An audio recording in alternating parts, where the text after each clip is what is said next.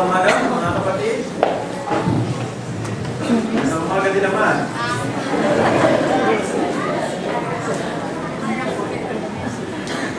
Magpapatuloy po tayo sa ating pong series.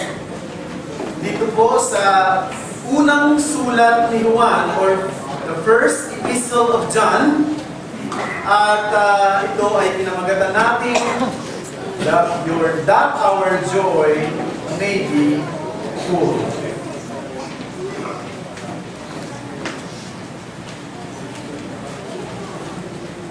Noong nakaraan pong Tuesday, meron pong isang eroplano ng Saudiya na matapos siyang lumapag sa airport, ay agad siyang in-isolate. Nabalitaan niyo, di ba? In-isolate sa NAIA dahil sa suspecha na itong eroplanong ito ay na-hijack. No? Ang dahilan niyan, ang tower ng airport sa NAIA ay tumanggap ng 2 distress alarm mula sa piloto ng eroplano. Yung distress na yon ay nagsasabi na merong hijacking na maaaring nangyari doon sa eroplano. Of course, nalaman natin eventually, ito ay isang false alarm. No? Inamin nung piloto na nagkamali siya ng pagpindot. Napindot niya yung distress button. Ano? At syempre, dahil doon sa pagpindot na yun, na-alarma lahat. Na-alarma ang tower at nagkaroon ng isolation na nangyari. Pero alam nyo, mabigat yun kasi ang simpleng pagkakamali na tulad noon ay nagdulot ng inconvenience. No? Hindi lang inconvenience. Lalo na doon sa mga pasahero na halos 3 oras hindi nakalabas ng aeroplano eh. Naisipin mo na doon ka na nakalapag ka pa, hindi ka nakalapag na pero hindi ka pinalalabas 3 oras. Eh, inconvenient talaga yan. Nagdulot din ito ng kalituhan sa pag-isa bahagi naman ng airport authorities. Sapagkat kahit na sinabi na maaari nagkamali siya, hindi totoo na mayroong hijack, hindi kagad nila pinaniwalaan.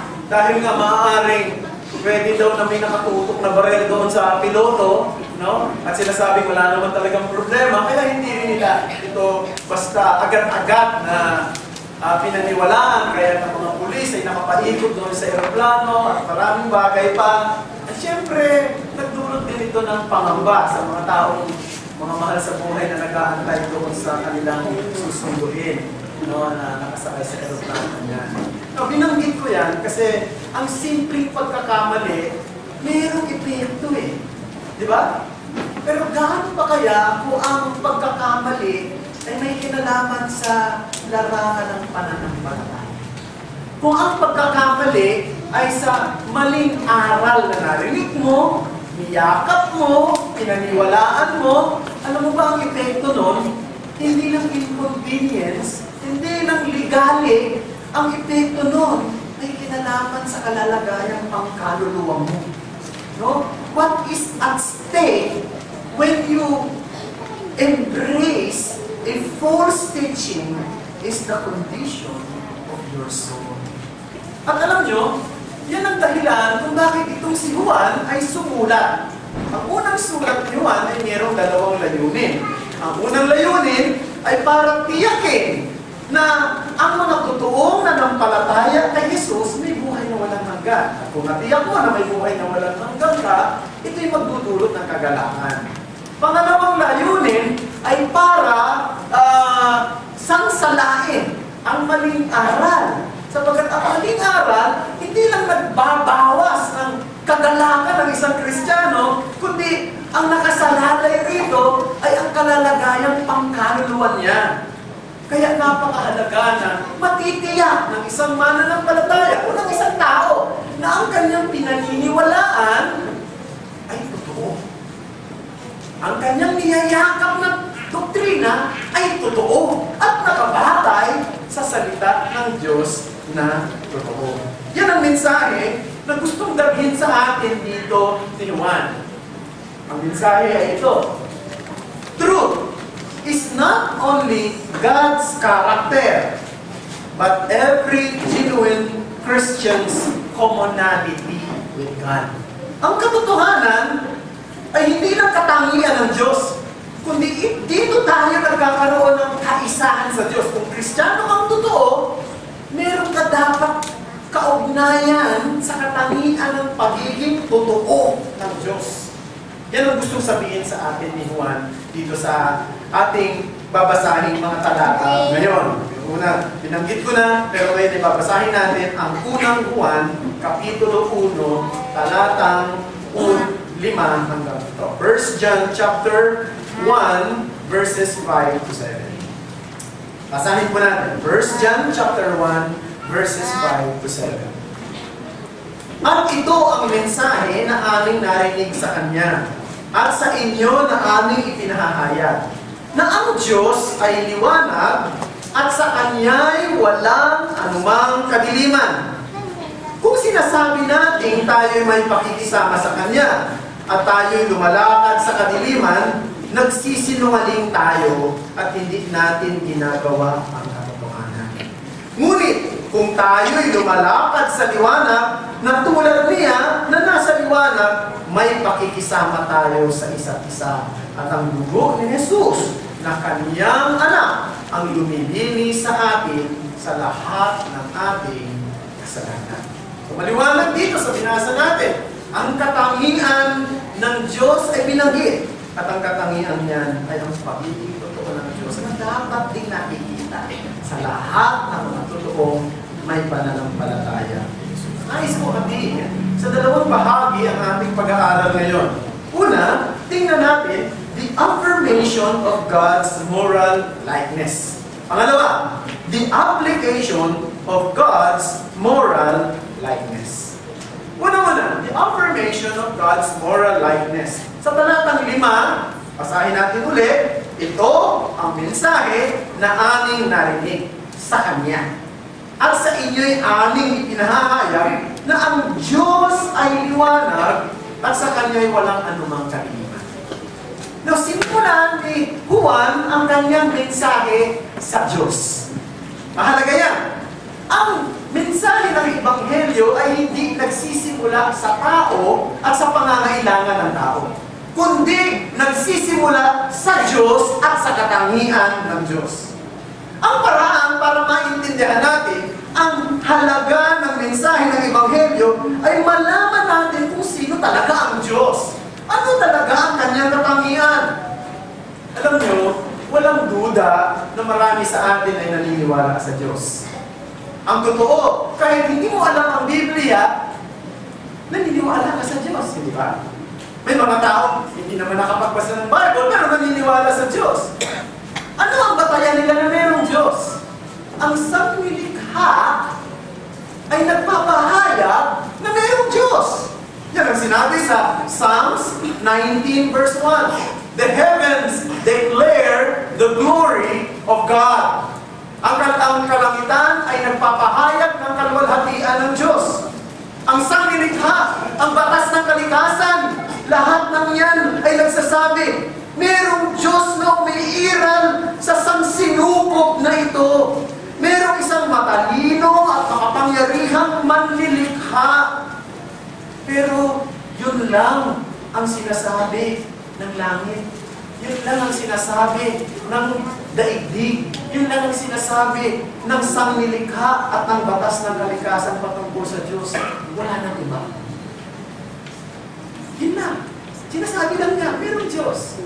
Pero, ang tanong na, mabuti ba yung Diyos na yan?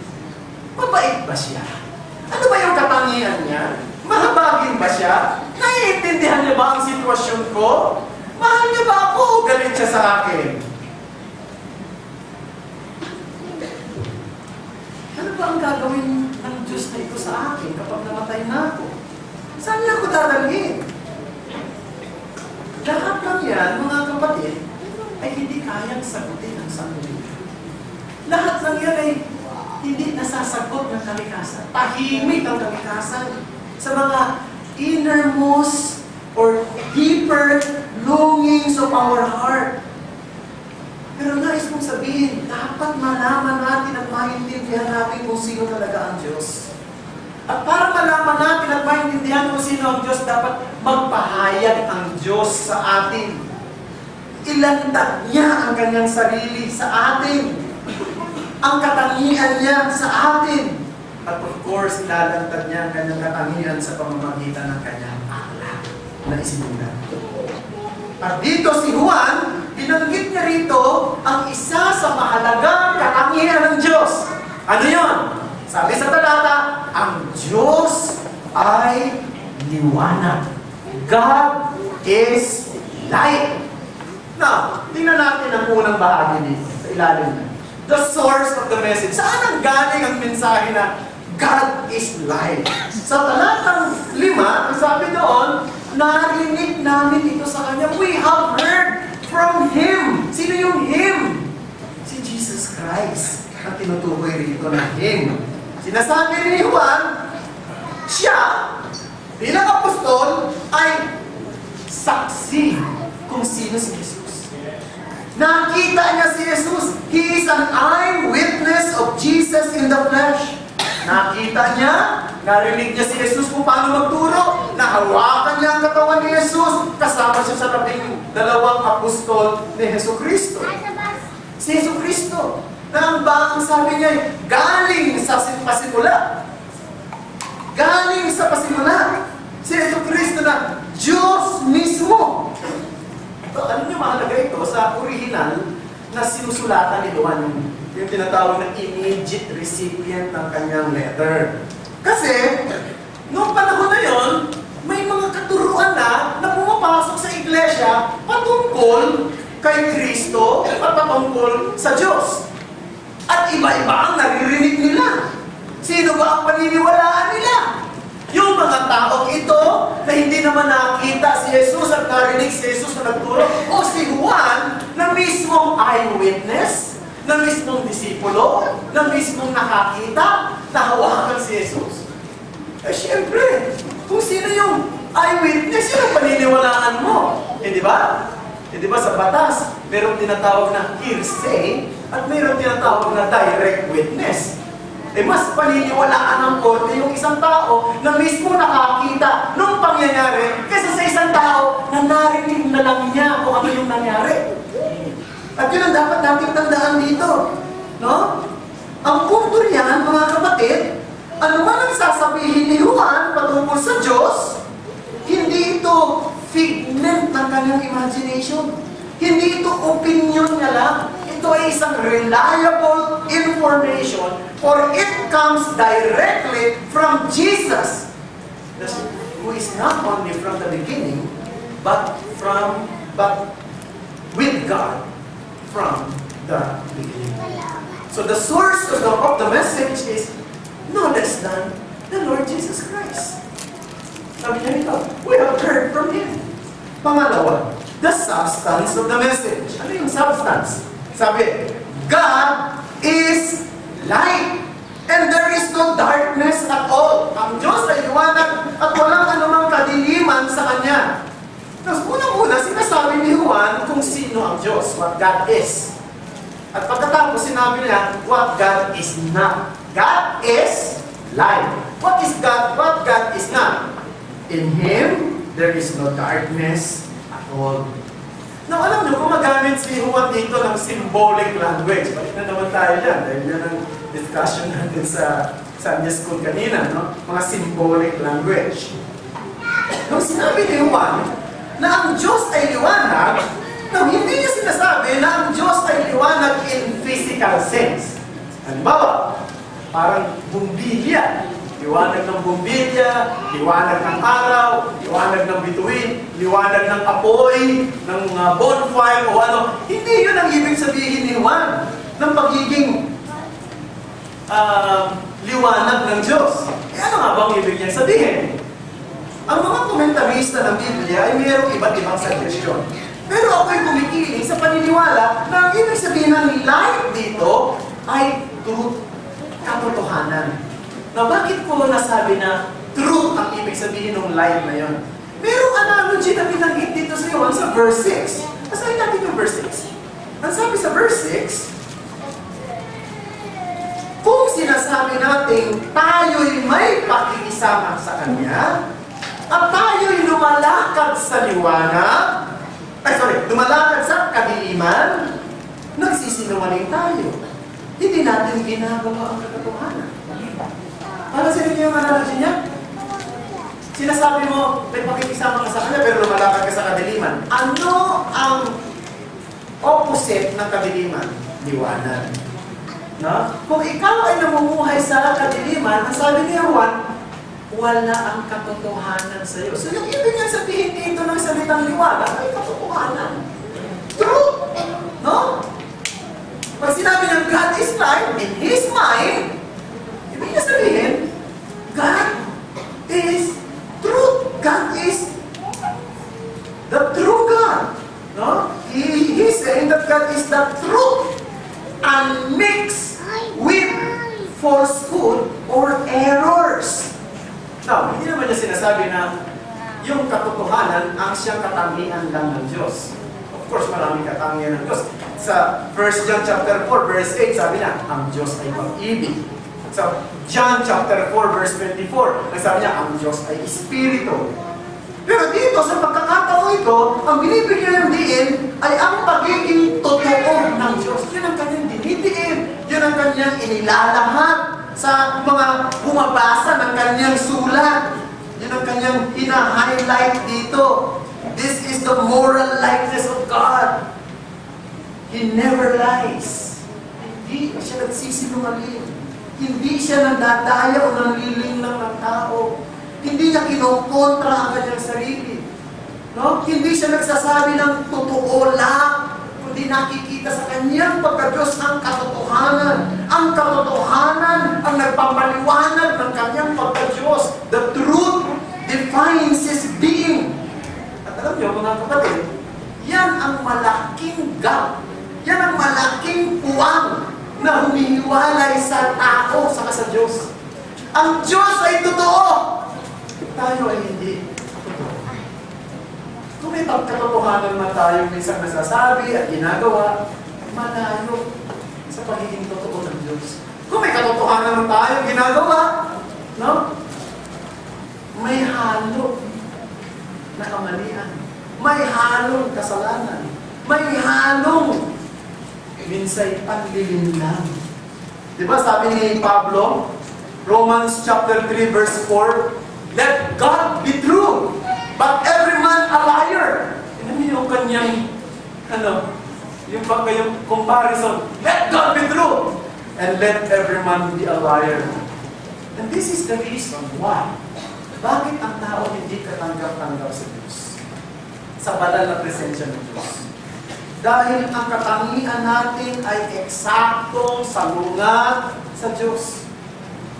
Ano man ang pagtatangka ng tao na maging katanggap-tanggap sa Diyos, lahat ng yan ay hindi aabot sa pamantayan ng Diyos. Ang kanyang pamantayan, katotohanan. Ang kanyang pamantayan, kaganapan, kasakdalan. Yan ang kanyang pamantayan. Tayo naman, hindi tayo ganap na totoo.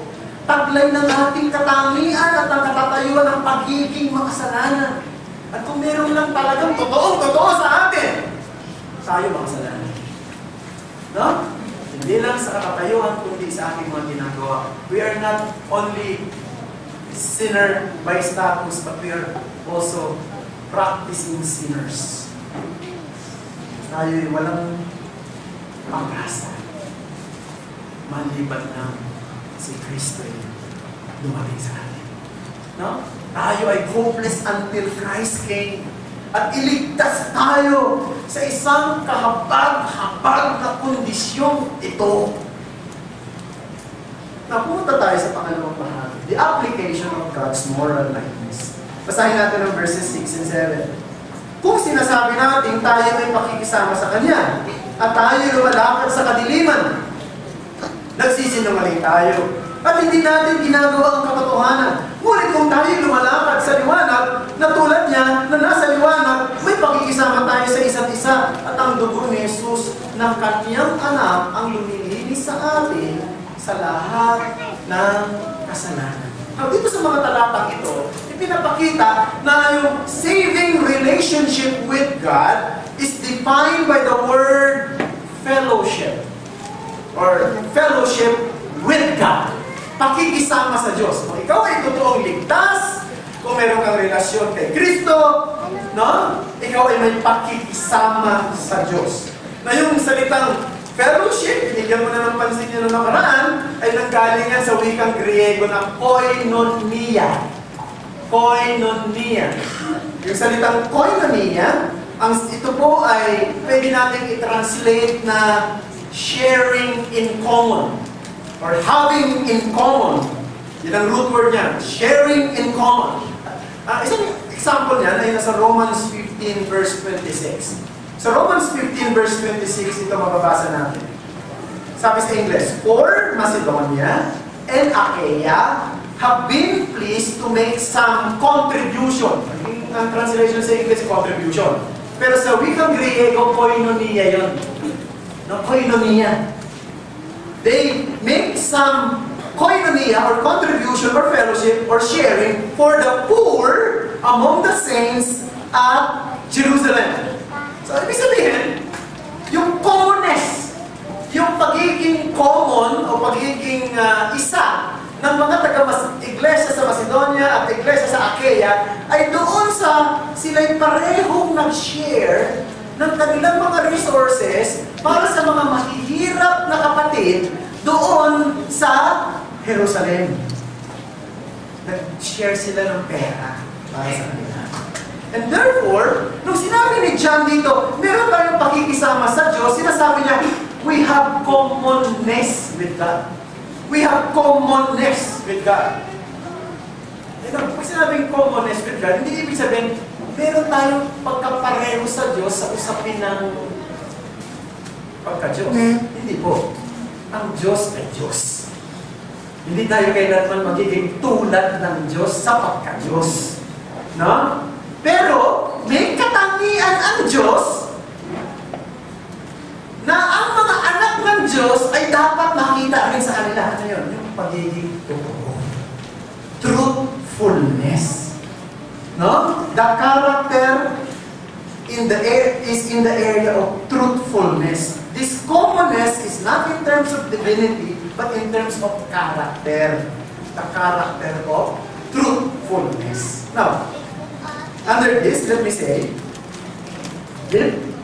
biblical Christianity or true Christianity demands moral consistency. Yan sinabi sa verse 6. Kung sinasabi natin tayo may pakikisama sa Kanya, tayo lumalakad sa kaliliman, nagsisinungaling ka.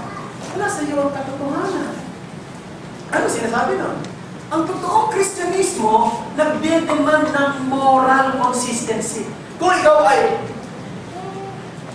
mayroong relasyon kay Kristo, dapat hindi ka na mamuhay sa kasinungalingan. Hindi ka na mamuhay sa kalikuan.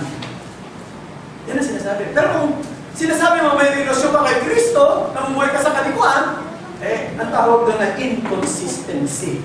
Dapat consistent. Pero moral consistency. Somebody said, our doctrine must be consistent with our decorum. Our lips must be consistent with our life. And our preaching must be consistent with our practice. Kasi maraming mga tao maganda magsalita, pero hindi nakikita sa kanya yung ginagawa niya sa pamumuhay niya.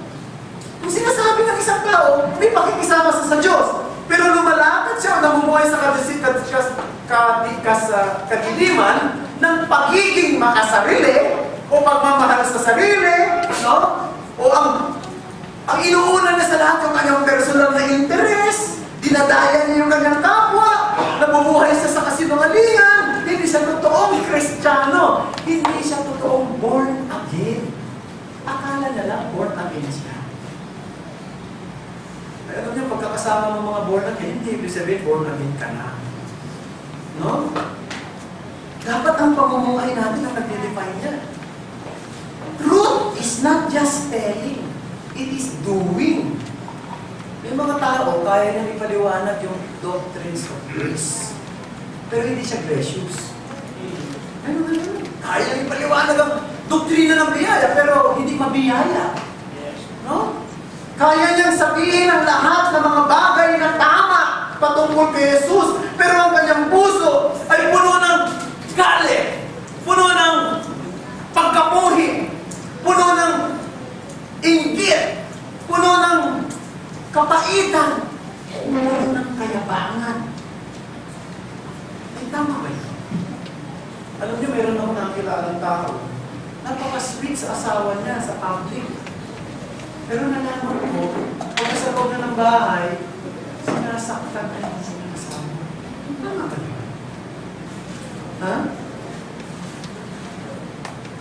Alala ko mga kapatid, marami kaunan. Bumisita kami ng aking girlfriend noon. Si ang aking asawa na ngayon. Kay Pastor Steve Hochmeyer. Kasi inilingan ko na siya ang mag-break sa kasal namin. Pastor Steve. Siyempre, pumunta kami sa bahay niya, gusto niya makapangasawa ko, sige. At siyempre, nagpayo rin siya sa aming dalawa, sa larangan ng pag-asa.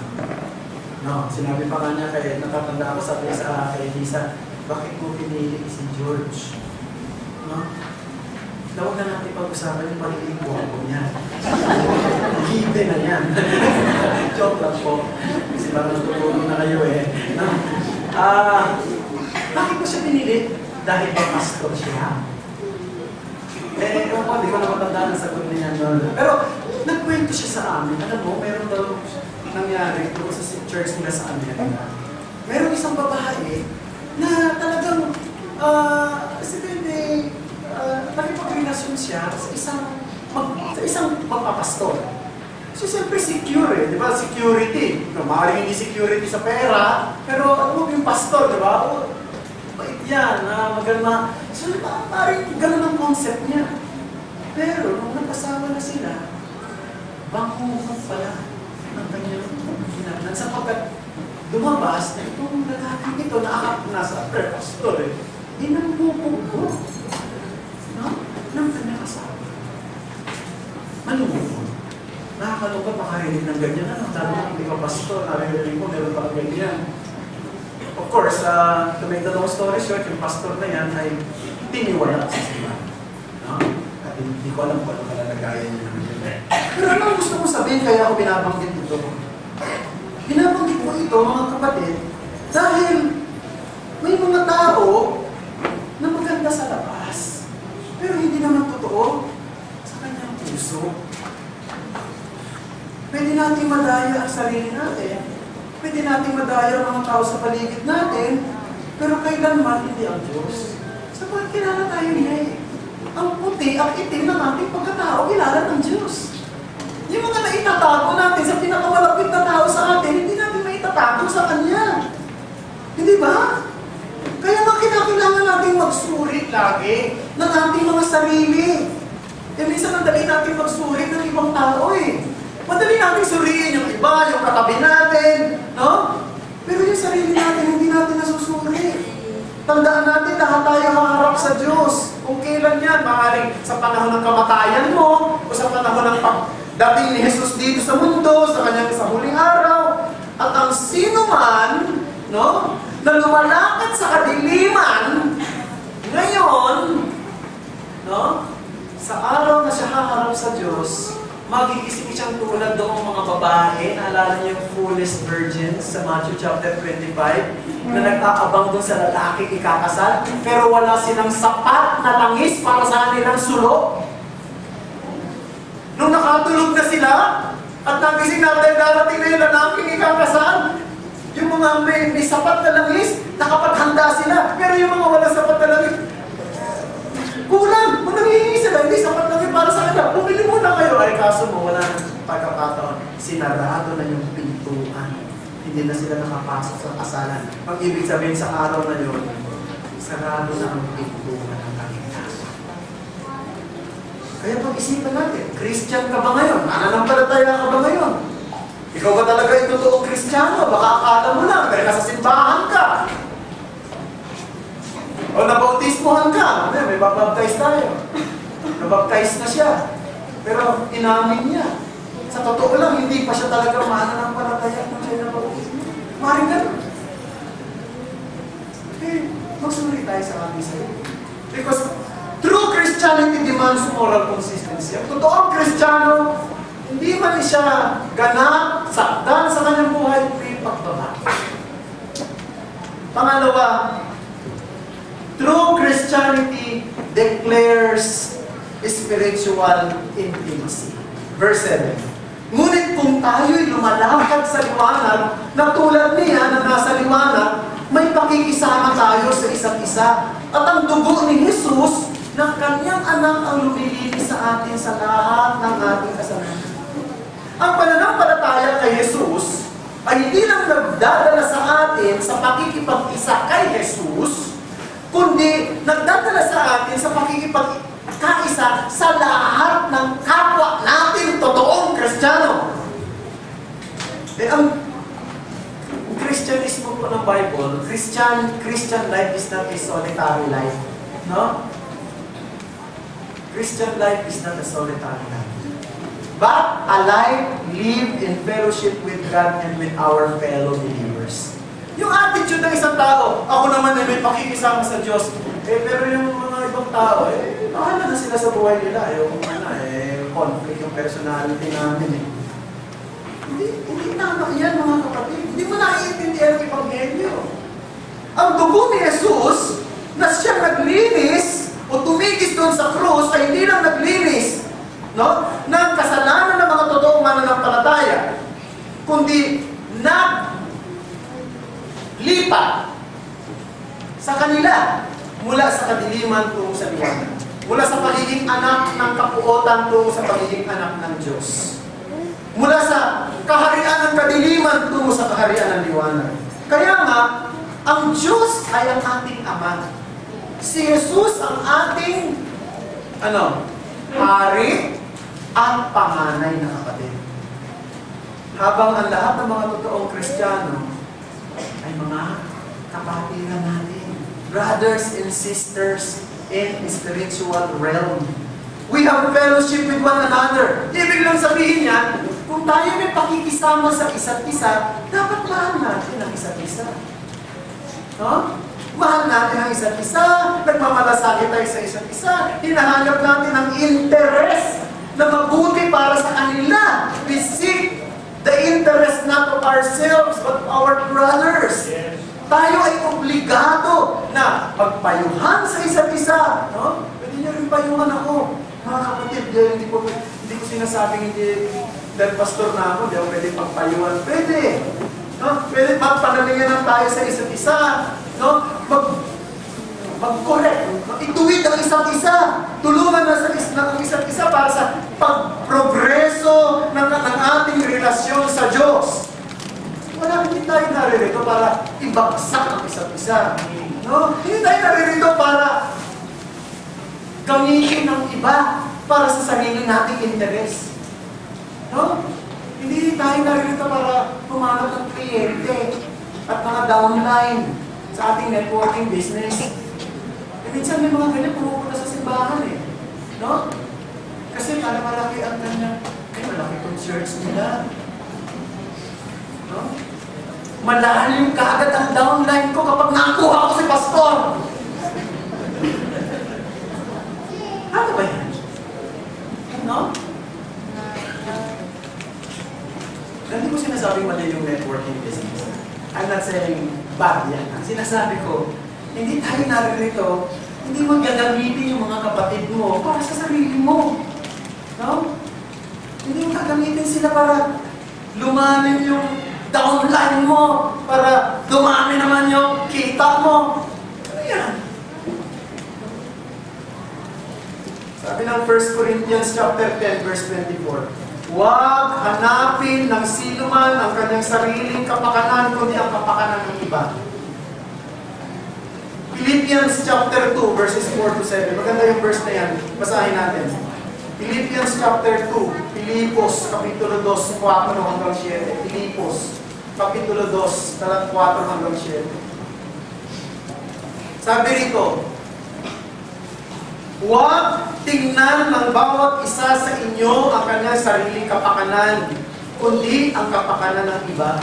Magkaroon kayo sa inyo ng ganitong pag-iisip na kay Kristo Jesus din naman.